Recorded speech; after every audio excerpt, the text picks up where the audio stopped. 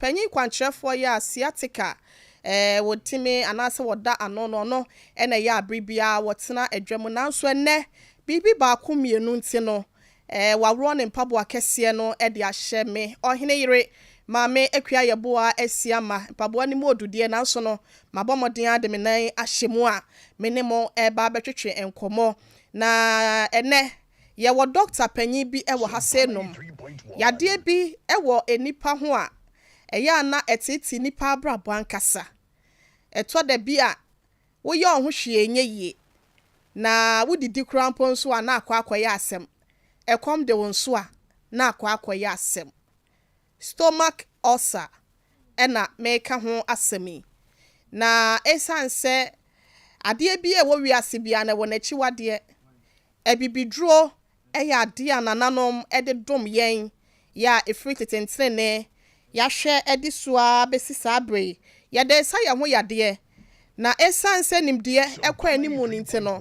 ene yenya mfidi akese de free abrochimemu a okọ eye hospital akese bi krampa bi ebi ni ho nanso no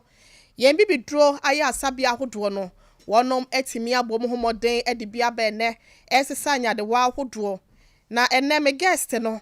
wankasa uhu na wani beje ubehu say yes ene stomach ulcer bia no wadi asie ene wadi apere ewo nipadua mu emfie kodwo hoho say yesen ene wutie dwumadie no enkwa awieye no na ase atu fi se wuhia doctor wuhia wayaresa ebusiafo ha ye Sompa 93.1 na sade misi eka ya ne dwumadie no enya hase no monko a na wutie no se wode wani kiremu ewo Sompa sunyane a 98.9 etwa edefa ho sanso so na Sompa TV o multi TV decoder no so no o sechi a ubenya yen na watimi ahweye wo ho sanso na enkranza Fabia FM wo ho ye de ani kiremu ewo wanchin so a eye ewiase FM NJ FM ewo ejra sanso na tachiman Asta FM ene agenkwa FM wonum nyina efa dwumadie no ama adehye so etimi atibi ewo mpotem ho kechre ewo brekum Winners FM ewo sehwi debiso sanso na Radio Rainbow enso ewo sehwi dwabo so Power FM ewo Accra Dynamite FM ewo Takwa Kenneth FM Takra de oti yenka ewo ho sanso na Okwawu FM ewo enkoko Eastern FM kofodua ene ewie wonom so abia tomo ama adehye wonso etie bi na ya kai se wokọ YouTube a wonsa ebeka yen ewo ho eye Sompa TV anase 21st TV eno YouTube eno no Facebook no so eye Sompa 93.1 anase Sompa TV Ghana ni nyina wo bohye ho a ade a wo behwe live ewo ho na wasabo Sciatica Research and Treatment Center ehwo nso eye Facebook ubenya yen ewo ho abefo kwantimpo fidie so www.sompaonline.com ebusia ensemi aye kan nyina no ya bone bedema edi akogo wonti ni ya akọ na kenkan bi na nso wahu enkomodie ne ye die dwumedie eye sciatica efo ena wonom etimi asoyasene 21st clinic sciatica expert for ena wonom asoyasena ye di dwumedie ebrewo na eya kai se enkrabata no edoso ya ba bia obefa bia ewo mema fa na nyina entwa na bia no eya de 21st clinic yesi ye po ya asa ene wapomoden ede amount fi se eyade awapomden ho nsem no ehia yen papa yen te no ebusia wode wani ekiremu ewo efie kuma ubenya 21st clinic ya asabia ni bi ewo ho efie kuma taxi station wa efie kuma number 9 ewo taxi station na ewo ho mu lodi ko ho no ubenya 21st clinic ewo ho takra de eho efie kuma na sanso na Roman stores no opposite pepe wode wani kiremu watakwa eho nso ya asabia ne bi ewo ho enkranza ya ne Presby bank no ena edi enhwani mu sanso ena yawada bia no na watwe bia no Seko police station dan na chiwa ye hia wo ho na ye de waye asa de amal kasoa obom road ho ena onso ubenya ye domi St James anase St John's yade ho ubenya ye na East Legon so 21st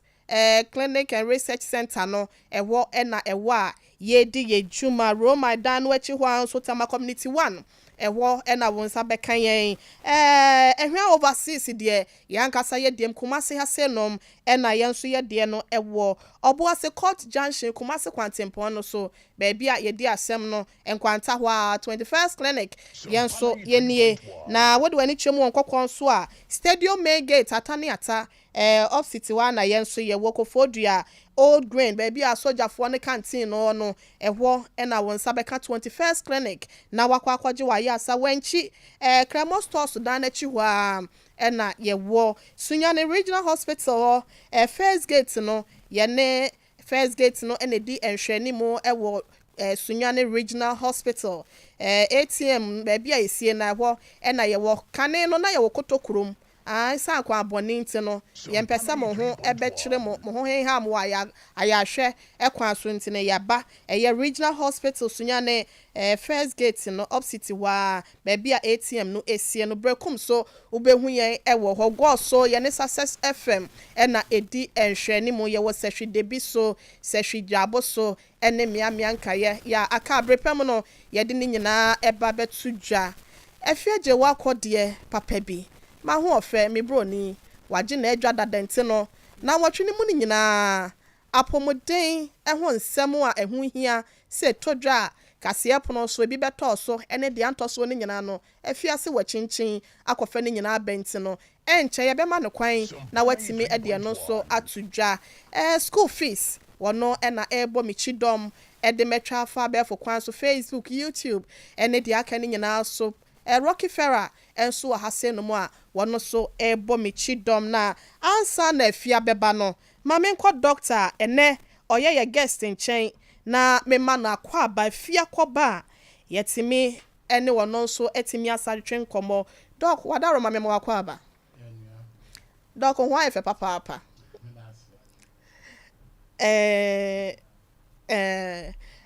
ne ho ayefe papa ye ebusia monko Sompa TV ewo YouTube na monko Sompa 93.1 eno so Facebook ana se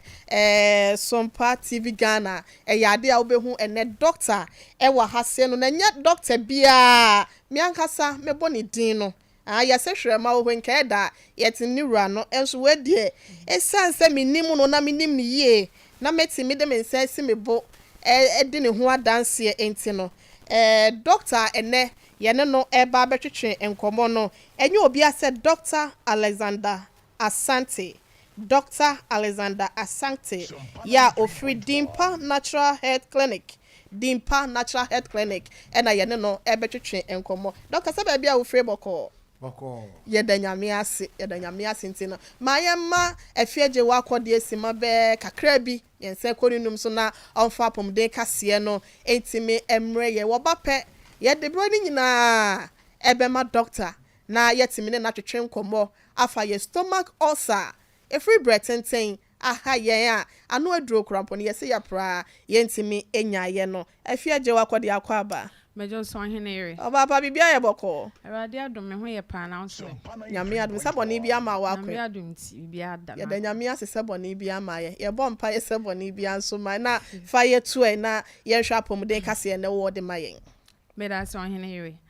medical achia etiefo mo hwe live e wo Sompa TV and afi mo tie yen e wo Sompa 93.1 FM so ada radio stations nso a omafa dwumadie ye chi omu nyina na ya momumu enijo apomuden kase emre na adrusu na wotwe mu di apomuden sem ne pi na ne twaguye ebre ni nti mebo ne tofa e di ametiefo ni ahwefo na nsem abete ne kase mu bi eni Dr. Onum Kasum Zachary Adams ode afutu sema kwa mama woni mema dodo no eda wo sisa oyoba na ne mema enya mpaso gudie bebra cervical cancer me kire kokura me to sebe maase no obetimi enya bi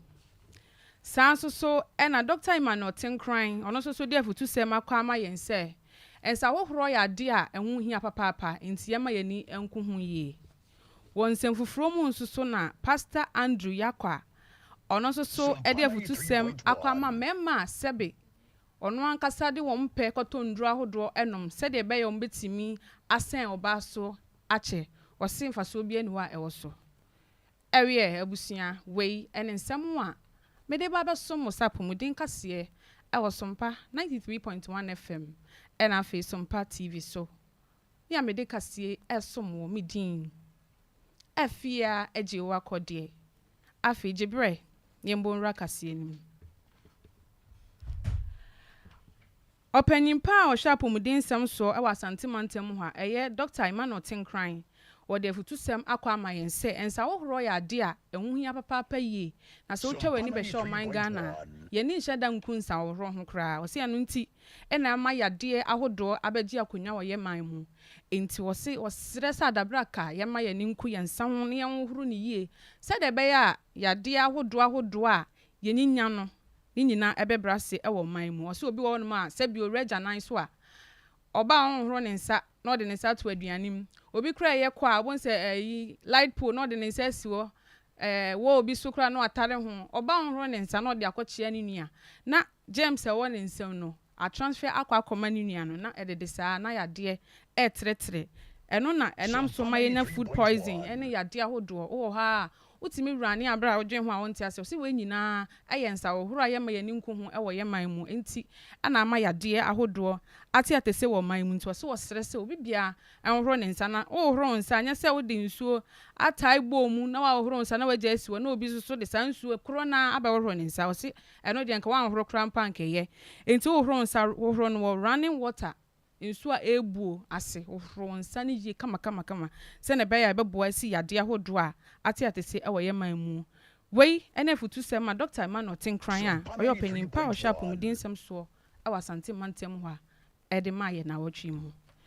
ensem fufuro mu nso ena openimpa a woda eye Arena of Refuge ewo nkran pumpuni mantem ano Pastor Andrew Yakwa ono so de futu se ma kwa ama mema sabio o man kasa de o mo pe ko drugstore ahodo mu se ye bo aduro bi hu dawro ko ka ma no ato se aduro we de ye wodi betimi agina oba so ne oba di mpasogoro ache o se krache jai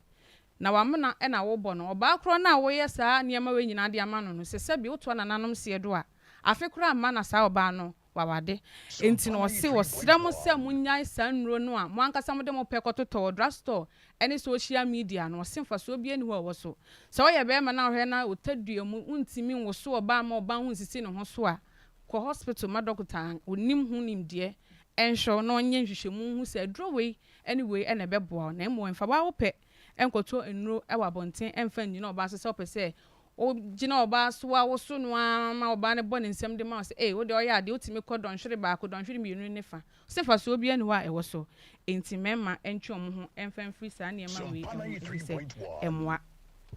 ye ko nsem fufuro mu nso a Dr. Onum Kasum Zakari Adams a oya dokota panyi e wo Kolibu Teaching Hospital so de futusem akwa mama sabio ofefa mema hodo tata so oni bema ba ko ntena kwadwo nie kwaku nie ya onie ena mema no sabio oda da ni se de sebi oda da ni pieto ose enye anya sa na cervical cancer me kire kokura ma to sebi ma ase no wobetimi enya bi enti no tena bema ba ko fi se mema hodo na oni omo ekoba we ne wo eye sex we ne wo ye sex no obia ne hu nsuo wo se wo ye saa no a emwa kra emwa wapomuden enye enti no yentwe ye ho emfa mfiri saa ne ma we hu wo se cervical cancer no se be ye wo a nsunsanso a be hu ebi ne se woni be ma ehia enawi a wa ya setimi ye wo ya na afesusu moja ashase etu saa nso so ena se obu nsa moja bapa wodwe ho a wonte ase wo se oyo oba na so hu san niema we dedi e wo nipadua mu a tutumirika ekọ hospital se ne be ya doctor betimi aso ano entem e de ama o de san se mo nyina to dwafi se bosomi general me chop pepon bosomi e wo mu e ye da ye de bo cervical cancer ho dawuro e de kire ma enti e no de futu se mu ekọ de ma ema abusua kase no asi me ameje bre e de besom wo medin efia ejiwa kodie obetimi afrɛ me nketesiafo kechiri mejo so madam nyina ase amamumu ni tie ni hwa enyado ohene yire maame yebua esiama ede dwumadi na aka na eto aso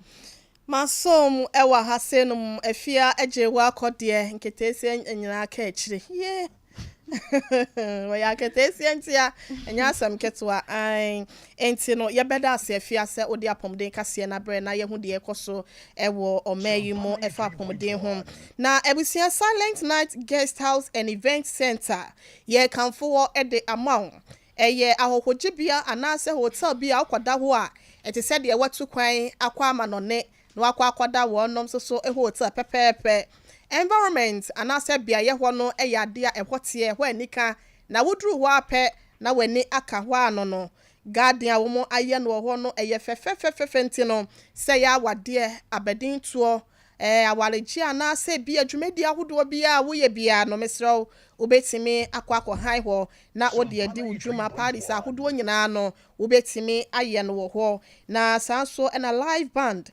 weekends bia anase na wotwe awie ye bia no etwagu ewo ho assorted drinks ahodo enuane ahodo ni nyina bi ewo Silent Night Guest House and Event Center etime kanfo ho amaw ni titru ene Sundays anase kwasi ada bia no ya na special fufu any special emuto party ekoso ho ye wo fufu na ye kamutuo enya asam keto ankatekwa abekwan ene nkaka ni nyina bi ekoso ewo ho ni nyina mu na live band no ekoso na etwafa Sompa FM 93.1 edema na wutie bi wonu machira kwan no ewo IPT nyanchire ne asekwan so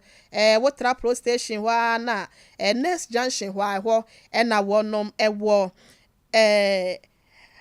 0540 942916 0540 942916 IPT nyanchire ne asekwan no so ho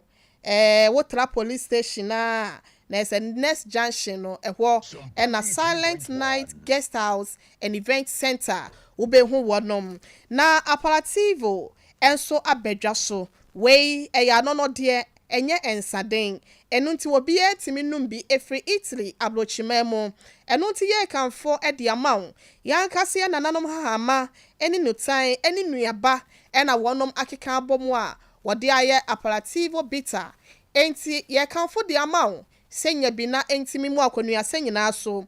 enkanka ene ma no eye ma mo papa na se ye ma ye nyina ye nkwahwe bi extra kwan enipa wonom ewo eye samu yade kidney problem ana se omo esichire yade diabetic patient no so no ye kanfo ede amamo na akwadan so amframa agina ne yem ayekutu no mesra wunya apparativo bitter na wode mana ebetimi etu ase panyin so abia wodidi wi ana obo anasa okoko eya oya na ehhehyew no apparativo bitter ena wuhia mesra wo pendodo mu ato anasa krokura supermarket bia ene drinking bar bia no obenya bi ato wo nemom wo pendodo sopo mu atode a FM Masters Limited Obasanjo Road ye no eben Accra Girls SHS no ewo na obenya ne dosopo mo etu wonom ema no 050 553 6302 anase 0246 270 221 Sawuba Sompa FM hasenu mo abrosem hasenu wonsa ebetime akambi abusia fe yankwo enadwumadie no potinti a yebetena hasenom yes stomach ulcer na madinki aka chose Dr. Alexander Asante Dr. Penye ya Dinpa Natural Health Clinic ye no ewo Kumasi Dichem so wono na etua ano a wotu stomach ulcer no Dr. mpacho ebe mu akwa babiem enawie yo yenkwo so wadaroma se ye kase stomach ulcer cramp na eno ene dien stomach ulcer ye funumu kro ekro ebetimi atu ni pedua na oba bebre na mom se ekro no eba nipa no yemu dia e friend no stomach ulcer na yade a ho ahomete kakra te megidi se ye kɔ yanim no nkyeremu no ba no nyama bebree clear but stomach ulcer actually say ekuro a atu nipa ewo ne yam na che se empie ma bonten ma wo hu te se de ekuro totɔ nipa nipadua ni no sa pepepe wo hu wo abonten jo ewo yefunu no inside jo ya beda se na maybe sa we say enfie dodo sen na wo de adi dwuma se doctor otu stomach ulcer se fie nson mu na ewura yi started 2016 ti fie nson mu na ye de adi dwuma ye de ehwe stomach ulcer ne de keka Sompa 93.1 beginning no na ye tu ni nyina afra but the free 2020 eba no and I shall say ye concentrate on stomach ulcer more although ye share chronic cases in the but ye pese a nipa hu na koba se so obi can stomach ulcer e Dinpa akope and a beba utrim and our dream a Dinpa natural health and until as say ye a honor ye di ho dwuma anya wan say ye started sa no and fear me no achi ni nya ho say the best center for the treatment of stomach ulcer and until egusu a ye di ho dwuma ba stomach ulcer asem dia and Dinpa natural health na meko mense misano so a na mebisa yaka se stomach ulcer isa se yenya din bebre wom ne nkura bata na ye bebrebe bubruja esen na hone sitie yeah stomach ulcer de di na ye bebre no aye Sompa baby da no ho di 93.1 wo ye funu ba ko no ano ye funu no se chamber en ho ena ye funu mu no ne ma bebre na ewom eno nti baby ya de no ebeto ye funu mu ankasa nso so no esa ade ne din ba ena durumre bi a de eye nipa no kwan ya de nipa no fa so nso so etumi de din ni bi beka ho eno pa ho a se kwan a ya de no fa so ba ye nso so etumi de din ni bi beka ho eno nti na ne din na bebre no sa wote se ye ka se peptic ulcer natural se stomach ulcer no krono ewo nipa no eyemu no eba as a result of pepsin ka pepsin na ye stomach acid a onyame ede ewo nipa dua no mu a udidi wie se begu aduane ne so na yam no ye stomach enzymes the dwumadi ni se nkema boa na ema aduane digest but acidic eno ndi se koba se udidi wie na se ebegu so na se ye funu mu no bibi asi ama ye funu mu ye bibi o ye funu mu a ye fa no mucus no na ebo ye funu mu ewede no enwoma no ho ban se koba se bibi akoso ye funu ama saa de onyame nyansam odi dura ye funu mu a be ma se stomach acid ebe boa digestion enko ka ye funu mu wede no bibi ama afri ho a pepsin no koka ye funu mu ngoma no pe ebetukuro eno nti sano no si a ana ye fra no peptic ulcer ye 30% grofo ka so what gastric ulcer natural say ekuro no ewo ba bi anipa didi e ko first no okay eno no na ye fra no gastric ulcer ba bi edidi ko Sompa 93.1 obi o ane de no ekoto ne nsono enketo anum ye fra ho duodonim okay eno nti eno no se ye hwe ona se kuro no ehu wo ho a na ye fra no duodenal ulcer ane ye wo ba ko a ne din no ye efika se ged gas sa problem no eno nti se obi ulcer no ye no sa denden a ene ko fa sa ged no ana acid reflux no ba ye se acid no eba boro so a na eboba soro na eba o minimum ya tete pa yes e di no biaka mo so a hwemaye ye wo polypid gastritis okay e obi o ha o be frɛ no koko because esisi apapo bi wo eyefunu num o ho a bitimi pai na moja edi akire eno nso so polyps no a esisi yefunu mu e pai ma ulcer e ba ntine e frɛ no polypid gastritis nti eno nso so ewo ho but ni nyina no your fan was set a stomach ulcer. Ese ni nyina mu no homa ne nipa kwa no mu yefunu ni mu no ene ma ewo mu a ulcer no ba bia bekwa akosi bia no na edinidin aba no ntina yenya edin hodo ewo ulcer yade ni mu sa no pa cho meda se papa ye na ebusuafo me ka cho say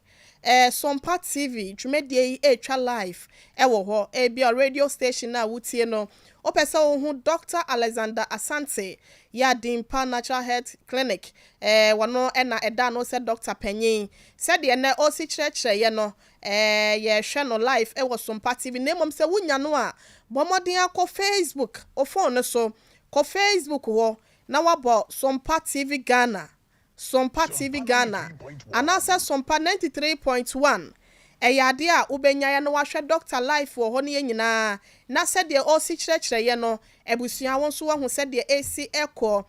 wo de wani chire mo so wo YouTube na Sompa TV afa 21st TV na onso onsabetimi akan ye Facebook wakura no call 21st Clinic and answer 21st Research and Treatment Center Facebook onso no yade a ubenya yentin doctor yet was no baby say yade all say ya stomach all say e de akura ha ne kofare bai. Okay. I don't think maybe boss no. Ya ba ku mu ehwa na wakwa akosi. Okay. Obi on mo akoye tester na omo hu gastritis. And also so ya ulcer sem kro ya. Okay. Obi so a omo ya test no a ye nhunu bibia but mo ko check ya no mo say ye frɛ aboa bi bacteria bi H. pylori. H. pylori. Yes, H. pylori ana Helicobacter pylori. Okay. Ni di na ehun ti na atwa so. We dey kwa da me mo me homo de kwa so me peka bi. Ka H. pylori no a. Okay. Oza akama mu no ye L ne R no ye zembi. Helicobacter pylori, H. pylori. Sa bacteria no na de about 80 to 90% of ulcer cases ever. Oh, okay. So the nipa dubia gina ho a omonya yamkuro eye ulcer. Emu nwotwe ekopem enkono eye H. pylori a eka ho asami na de bae. The nipa no bebre omo koye test no a na a show say H. pylori bacteria ne bi on yam na a kire say eye stomach ulcer. Na obi hormo an tested obekwa akọ check na H. pylori ni negative. As still an complain it say ulcer ho. E kire say about 10 to 20% no a free H. pylori no and also so ewo ho esi kakra. Obi ho no mo ana odi bibia M1 yefunu etimi the ulcer ba. Okay. Obi ho no mo ana odi anka na brobe wa bra oni aduane pa. On say anka na brobe no ye acidic. Ano ohye. Ndi woni di na wodi a emma oyemu ho no ehuru so. Oye to aso a ulcer beba. Wo onso a onom ensa no ohye dodo. Ensa ya yenye ho advert so da bia esan apetashi. Se wo nom apetashi to aso na unidi a. Oyem betwa kuro ulcer beba. Okay. Obi so o na ope enuro bi fa. O kan ho ano akofa titiri enuro no a aye ne ho painkiller type no. No ohye eye adwuma o yefunu mu a etimi tukuro. Okay. It say what the show ho bebre a. No so tumi kofa ulcer eba. Ana obi o ana ohweso ne di na ordinary asi energy drinks no nyina emu bi o ho a ano ohye. Eno nti eno so what the show ho ana wunidi a eno so tumi de ba. Na ma menka we ma ha ye nyina ye nte ye ho asese tete no na ye wa adwe bi se so obi nidi a na onya ulcer. Enya no kra edi kan no. Okay. Bacteria no a edi ulcer no ba no 80% of ulcer cases because of the bacteria. Ti se wudidi o wunidi o ebi ba we mu a ulcer no beba. Enti eni kan te no bi a kire be sa akoso bi o. The main cause of ulcer cases we ase afa na nyina H. pylori no a ye kan ho asem. Yeah. Yo, ma yanko H. pylori no me wo interest kakra ewo ho. O ka se bacteria bi. Yeah. na yi ni sign na sitie ne bosuo no sign na sitie kwan ben so na ofa wotimi enya kwakwa ya wo se nipa dubia ye wo musi wo krampo na mu no wotwe no wo be kwakwa ye test aba na ye say ye sa bacteria in nam no so ama stomach ulcer na ba me da say ohena you don't say omo mo he TV ni kra de Sompa 93.1. be to so ma hu say de otie but onya abo ye de ani hu no school the better so ama ye na omo share some party even in Facebook ni nyina okay say ka say amo bi wo ye ma na abo bi wo ye enkyere say otese sonso no a maybe a ofa do ye hwiso ano ofa zunuru ana uhu say ebi ho ana apia entesa eye mo anketenkete ayemfa ye ni hu gise microscope na ede hwe eno nti enye wadwe za wodu ani na ekohwe hu na emum ekwan ofa so free enipa ba akokọ no Sompa 93.1. aye fluid change okay yemfa na se entasuo mu obetumi afa kakra atre say exchange atre offices na efie free free mpo de enye more likely but the free ye num no okay yo yemfa na se obi didi atra odididie ebetumi nkukuo mu etumi fa nkukuo obi didi wie na nso afa yen wohurum na nso afa de because obi didi a atre ne koba enti ne ebetumi ama ensuo bi ntasuo free ade enum eno nti ama nipa bebre abusua bebre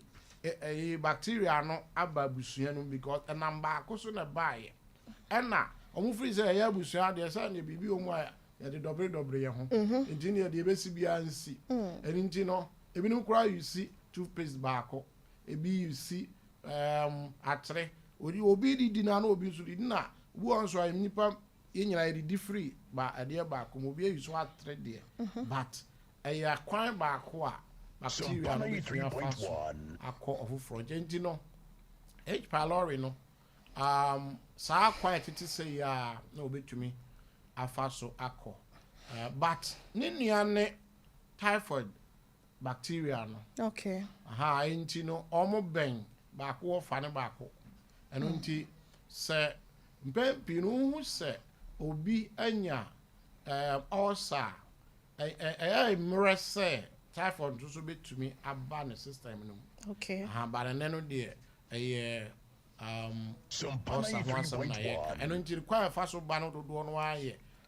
nkukuo atre ntasuo ni saa ne mane manumu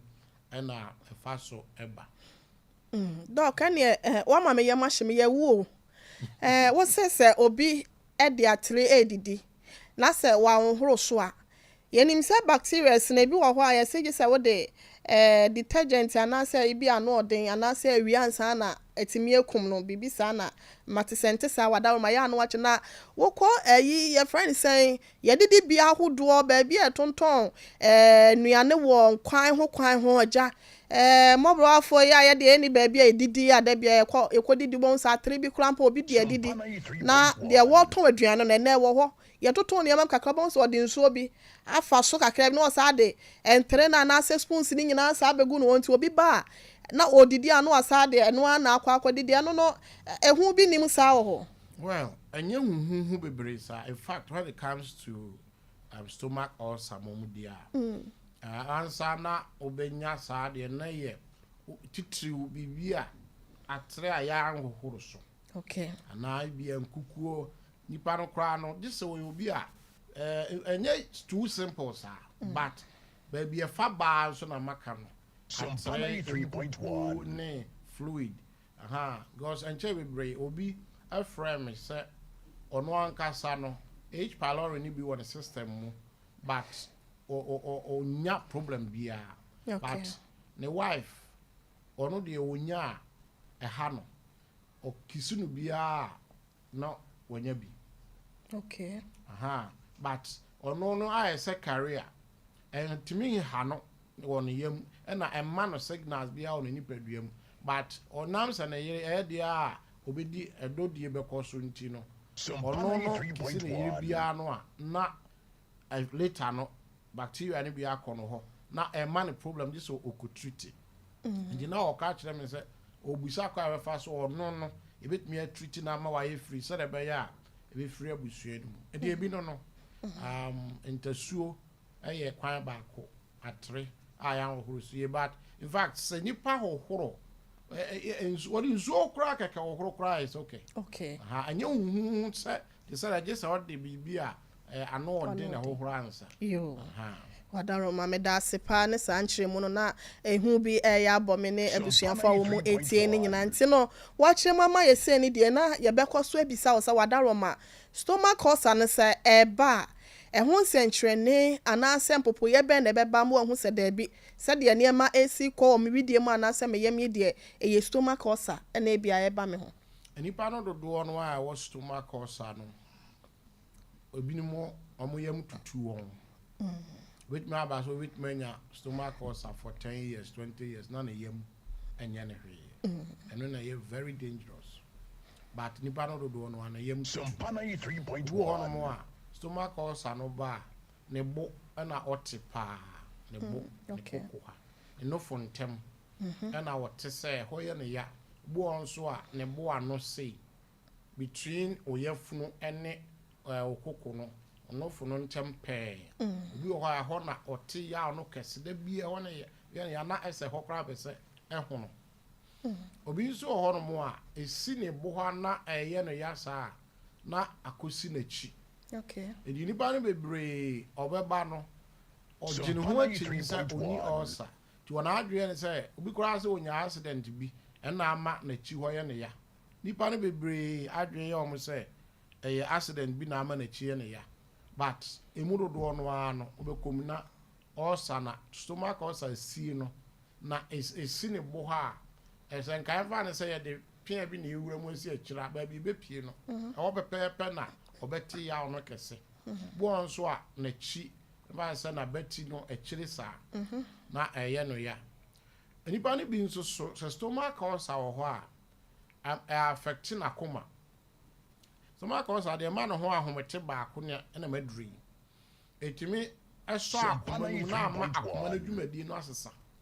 obi won mo a ote se na koma no ho na ebo ntentem kakra o wa na abo ntentem kakra na ejan bo won so akoma no tumi ye ne yankasa na de ye interesting so obi o de call hospital na ye busa no a na say onim se ulcer ho nti no o ne doctor na kasa no se makoma wora hwede me ye no wo mo hwe TV no ba bia mensa sine ye mfinfi no fontam enso so wase makoma he said doctor no need time and I all kasa no on hwe wani mu a wa no atro se koye echo koye ECG wo so akoma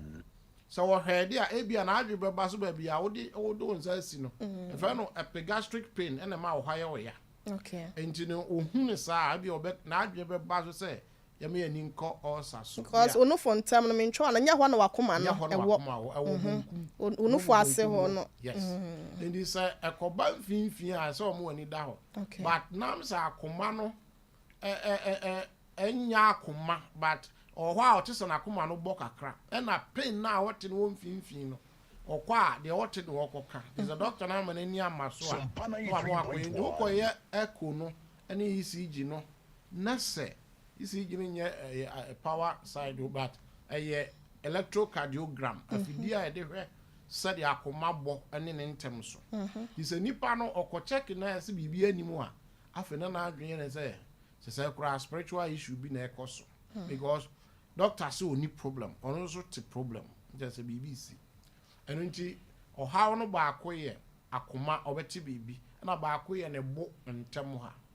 ebi nso de enam se moja ntumi flow yie na yade na so akoma no munti no etimi ma moja ntumi flow nko etiremu yie na tipa ya ahase na tipa ye no ono maduru a enhye da nko etimi ma etirenu mu nko ano ne ma ba enum na betumi asi because emoja ntumi flow yie ti obibi efe no poor blood circulation se moja ntumi flow yie a ulcer ba akuya o ni nsunso anso wa akoma so nti ama moja ntumi flow ye nkotre no mu ye enti nipa ni so betumi abire no ni ti betumi aye ne ya ni tirimu betumi aye ni 3.1 ni tirimu betumi ahehye no ne wura betumi afifi ade So interesting say I started on a baby the ulcer do maybe or two bois more than says and this nipa ko until he won yam and as I deal with Koswa and should I say and you're not we are the best no ma be brave the can home you a year and my own nana okay what done when it's here and Van said when it's bear 1 and 1:30 one we are just a bear 4:30 over being sana and a clock no 93.1. my own nay war no what mean no in yano now you sure wouldn't mean sana just say I bear 2-3 hours later let's just say a dear a bit to me at it opa ubu a common de noa na a man problem ubi just what did you problem has started because stomach ulcer and indigestion and okay who did you into digest it's also I could di aduane a ulcer no pedia a chirebe baso na chese ne wape ho asem pa enti digestion ebe ye problem e di normal obu e man bofuno no obi e man yemu tim obi e man aduane ka na no ana sabi ko Sompa jana 93.1. just nsem hu kitenkiti bebre na stomach ulcer betumi di aba se ya nhwe ho asem anka na amma wani nye wa abrabom ono a wonkum stomach ulcer nye yade okunkum krofo na emom amma wani nye wo wiase a wote no ne ho ahomete pa me yonku bi ose atena no so be semfinhye aduo no 20 good years na eda obeka ne ho bia no na ya saje si agene to hospital boni nso ono so ne de no ye china na ye te se wabei waba wo ama eni be se na wotwemienu kura wanya ensatraye ewo na yare sane mu ana se ne yade na doctor ade bi ye me hu wa hase no mu eni ese doctor fo bi no mo eje enkofo sikadi wa bra enye sa yade no kura mpo no mu tu ase de ama wonum se ye hwe se de wusi bobo so se ubenya insomnia na krokro bechew ubenya tipaye obu oho a wose asoro bi mitifa dwamene ade se de wusi ken etimi ema moja no eni afrusani ye etimi mawo akomahade ne ade no doctor enti say na ade na wose obi timi ye we enye hu sa se obi wa wasema koma no opa akomahade aduro sa mi wa na nya enokura ne se na ye osa onipa bebre amene o kasai yede won agu BP aduro so enye BP asem but the tiane say stomach ulcer no affect say the wakoma no ye adwuma na etete ododo a say nipa no obu ho a onam na ho ba bi no the pressure no was soro kakra it is okoba bi na say okokase makoma na say your mo checking on the pressure was soro kakra ordinary pressure do so ebe massa de yade no ha no nsusu anso na ba form kakra because of pressure no be sesa na adwe ne se ne ho to no nipa bebre wo ho amene wo kase wo mo da BP aduro so a kwambi so na nheda nye BP case na eye stomach ulcer nsusu anso eno nti no ameka se etesa enipa no bebre na omo eni akumayade ankasa but we know a secondary effect okay also no so na akwa so ti wan hunu a ube treat ni o ma foforo ye obi no mo gum pa bo fie sese ya nipa no bi kura free say a spiritual issue and unti no kwasem ni wo ka sa ayampa bi no mo ho a ye ko ade foforo ento enko because the chance ya the problem no ba na ye stomach ulcer on solve we no a foforo bi a obeye bia no emphasis ayemba Abusia for Dr. Alexander Asante Dinpa Natural Health Clinic. Penyi kwankyerefo a wotua no a stomach ulcer. Wonum edimu atintima e wone sanemu no na edna awia healing point dwumadie so ye no ehia ye twetwe enkomoi na nanka ye na ke de bibia na obobo ensem bi so kakra wa hasem se we kra de wawura ma mimi sa se kakra na wo de atoa so e de amaye mi bi sa se edi enti na nipa bi wo ho a wonom gi akyinye se mini stomach ulcer oba ya sabia na e ka se wonya stomach ulcer se o da bi mini stomach ulcer em so obobo kakra so se ka bia de beto aso ndi ni ba bebre a o ma dwen o mo ka se o mini stomach ulcer fi se ono wante hwe won yam ɔnte bibia wɔ ne yam ɛne nti no hu de kronti a yɛ ka kyerɛ ne sɛ wɔ stomach ulcer okay Sompa saa nkɔfoɔ no 93.1. sɛ ɛnyɛ afidie ɛna ɛbɛkyerɛ sɛ wɔwɔ stomach ulcer because ɔnte hwee wɔ ne yam no n'adwene bɛyɛ ne sɛ ɛnyɛ stomach ulcer because ɔse me deɛ me didi yie na adwene a ɛwɔ nipa ne tirim ne sɛ wo ne di yie a ɛna ma wo unya stomach ulcer nti no 1 ɔno ofi sɛ ɔnte hwee wɔ ne yam 2 ɔno ofi sɛ odidi yie because yɛsɛ wo ne di a na unya ulcer ɛdi saa nneɛma yi mmienu ma nipa bebree gye wɔn ho akyinye paa anokwasɛm no sɛ deɛ di kan stomach ulcer no deɛ de ba paa yɛ bacteria ɛna 2 wobɛtumi anya stomach ulcer na wonte hwee wɔ yam nso na ɛma wo problems wɔ wakoma ɔbo ne wakyi na wuti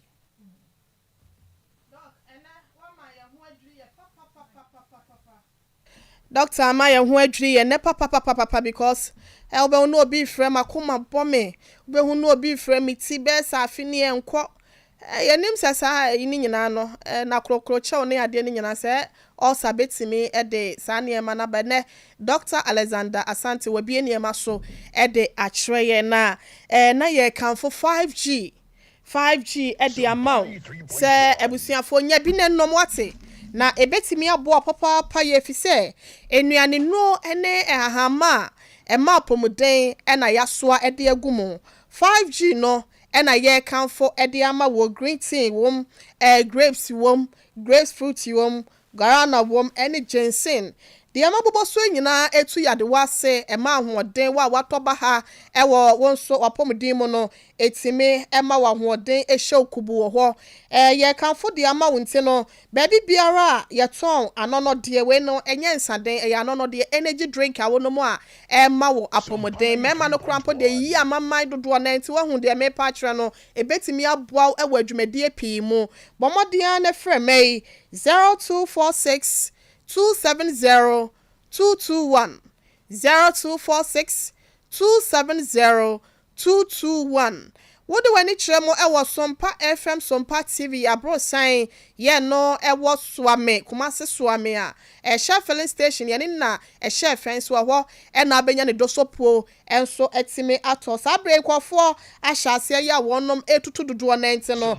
ebuakwa wode wani kyerɛ ho a ma Mary money ade wo mu doso brepam no ye do mu nyina din ebeto dwane ye kanfo ama sa wa ye store na say drinking spot bia no brabeto bi ekogum na wankasa no so ubenya edwa na mizo drink nso eka ho mizo fruit drink misral mango pineapple ya brobe anka grapes ene ade na ya so ade egum nte no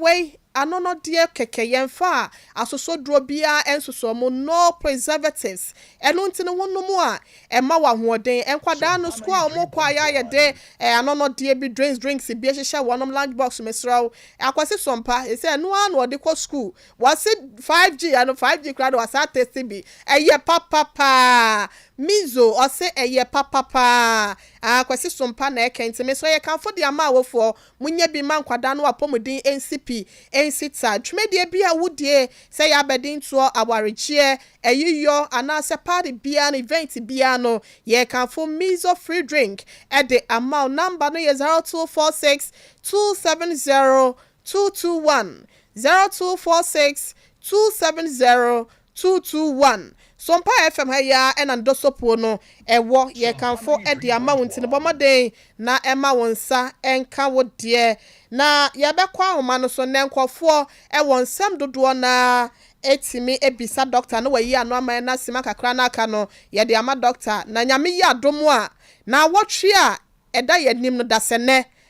stomach ulcer ho komotwetwe no ensi dodo na wo ho Doctor ebeba ne no ato asonte yenkwa homa no so ye numbers ne 0451 931 931 0451 931 931 and I say 0548 931 931 0546 931 931 wow be fro was and be sebia ne very sorry say yentimi amfa your WhatsApp line no antudwa entu betimi afreyen na ye ne wo etimi atwetwe enkomo hello Hello. Yeah, me pacho dum wa fidie no ema yen why na yen kasa fa phone nim why adaroma. Bacho yo na me so ni free ho. Yo. Bacho. Bacho. Doctor ya di okai. Sa doctor ne ya di ya okai. Bacho sa na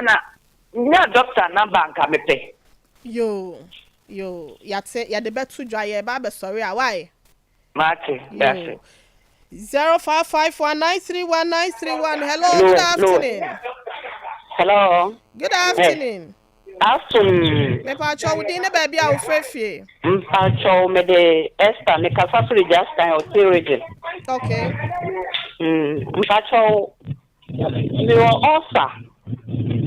Be makuma me ya pa. Nti akuma no mo trisinti me ye ne be. Me pacho wadaro ma doctor be ya no e de amount. Hello, good afternoon. Good afternoon. Me pacho wudi ne baby a wo kasa free. The pastor said we can make a contact. Monica wo kasa free. Complex so Jalani. Okay, complex. Okay, yankwai. The pastor me struggle Ulcer. Okay. Need the pressure me see it balance. Since that doctor me see it me that again it me na no go so na ye check me.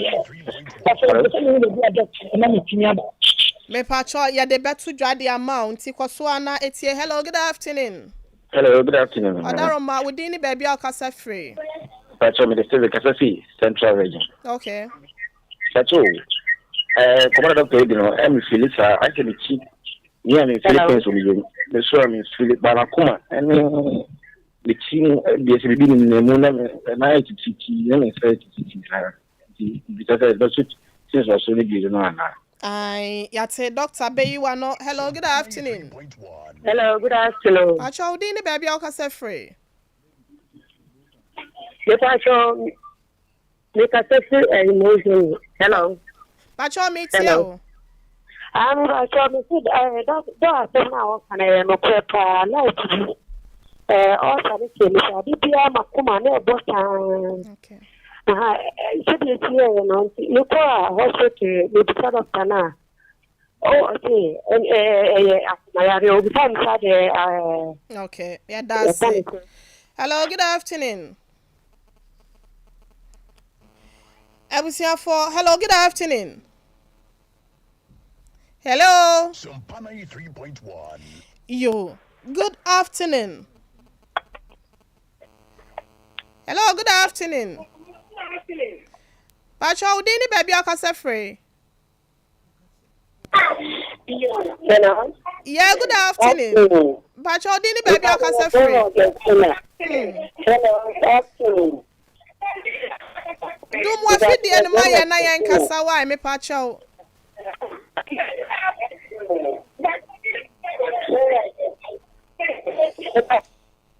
Everything for yes, I'm Frana. What's in me? I do more fidie de amaye. Yan for friend for we chat to. Good afternoon. Hello, good afternoon. Afternoon. Pacho, udini baby akase free. I'm about to me what do I say? Okay, so you do my say. Yes, the doctor I am a mean was that I really be not. Something to show. Now, the family who say, hey, no, ya ba chemical or near other year because the other Jano, you say, I don't know the kind and I am tribute. So, so come and say, the person they didn't know or my after my immune. Yeah, that's say, Obeti says, yeah, why? Yeah, last quarter. Good afternoon. After Pacho, offer for Ucha to Udini baby, our free. If I am Abraham, Mr. Sibison. Okay. This is a keep writing me and the answer. I can't know, Mr. Typhoid by. And no also, I don't know, so I know, the doctor came and I'm asking about Lucia. Joe. Yo. Ebusiafo ye beda mu nyina mo ase. Nyame ya adom adase na ye beto aso nti dog. Wada Roma ebibisa wo number bi nso de a wo no meka wachira kwan ne ade nti no yeso de na ye be ma sa akwanya no na asem kakra bi a waka na wo de wachira kwan no so atato nyame ya adom nim se wo de chen na adase na ye beto aso nti. Yeah, no correct. Say the omo boss, omo kasa do no ade omo kan te sa fi se it may affect wakoma. You know, obu ho ana na to pressure do so because of that. Obu on so ana say na ba ko ka no. Typhoid no ne also answer make us make fry say ba ko of ana ba. You know, o treat we ya na we so free ho. Ha nti et sounds so. And that ni nyina mu no as I say wonya good treatment. Okay. Next week you be kasa afa enuane ne ni manema bia eno nso so emwa kora ebinya abotre wanu no mu mo eno nti for the meantime no say ni parte won oil intake so Okay. oil a udie say ulcer ho na wantete so a digestion be a big problem. Okay. Have and say we demand boros because ulcer emma digestion ye problem. And na afi nso so no as I say okoba bi pa te say Dinpa natural health. Oba Dinpa natural health e okumase di chem so. Ye de ebenya abotre e de afidie ayahwehwemu. Ye mfiti prekope mfa aduro ma ho. Anu nti no utimi ba Dinpa so ye a ebenya abotre e de afidie ahwehwe sede enema te. Ba bi enam bia no ebehu ne aye ho adwuma. Aside that, so na nipa ni bi ebusa your phone numbers and I kwan you Kumasi Dichamson. For now the Kumasi Dichamson kwan ye wo. Okay. Omo betumi aba no as I say omo ba na ye afidie hwe won. Omo ntumi ma no ye wo package a etumi de hwe stomach ulcer anti no o frɛ no ye to ankomo no so a e betumi ne waka ho asɛm na ye de timid ascendio. Your number no nanka make on the better drama. 0245 0245 11 84 34 0245 11 84 34 and I said 0246 744 744 0246 744 Kumasi Dicham so said a war screen no so and I saw Sompa akola na ye do be kododo why the cham so ben Kumasi airport run about potem ho no na de chem so wonti no duro ho a wo de numbers na ye de atodwa no ya de a ofre na ye beje so na yetimi de wakwa ho na se ya kire wo ye kira kwan abusuafo nyame ya adomo adase ne ye ne doctor bese ahia questions se ba ya yentimi anya no ensem bisa dodo na wo akire ye be makwan na wasem bisa bia wo no WhatsApp ne phone lines ne so de ne nyina no wo de aba na yetimi ayiyi ano de ama Dr. Alexander Asante wono eneda clinica esa eye stomach ulcer etu ase akura prekope eye Dinpa natural health clinic no ye no e wode chem so Kumasi na ye ne no edi echa doctor beda ase na awie papa se wunya bre de ebe chire stomach ulcer enso e wa hasenum healing point dwumedie so na abusuafo wasugo awutie no yese kwan wase de akura na ekowie e wo aboboa no dodo akonwa ba kontena so nche DJ Rocky wo ba betre dwa so ne nyompa wo de ba behu e de agu wasom healing point dwumedie Dr. Blessed Foster CEO ya wada 21st clinic no the sciatica expert wono netina dwam na so ena bibi ba ko mienu ntino ode ne mpabo akese no e de hyeme ohene yire maame ekua yeboa asiama enam nimu bedi ahia e wapomuden e kwamotwetwe so afiaje wa akode e boa ye wote ne nka e wapomuden kase no so ono a netina mensa penkum ase benkum hema eyi your phone lines no so the me school fees and so share MCL my Facebook YouTube no nyina no wote yenka share live DJ Rocky one so ebo michi don papa aseda kese and so confirm na Dr. Blessed Foster baby a wo bia no ye chia papa ye na ye so de mizo any fruit mizo fruit drink and 5G no ye can for the ama wodwama so de obefre bia no ye bejo so 0246270221 no ene ma no na 21st clinic and so the sciatica expert and the boy ye chidomo a yetimi edebra okuma se wo ehwa overseas what yenka e wo affiliate stations beblo se eduo no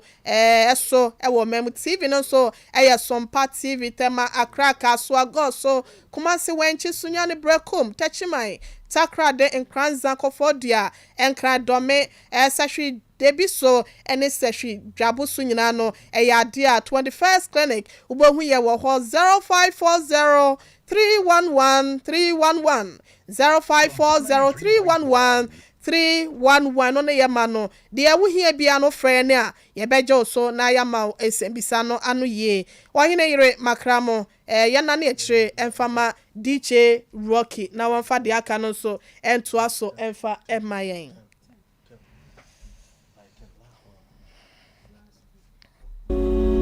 yare bia when you free timanu madro abra wonim yare no kofa bai we 21st clinic in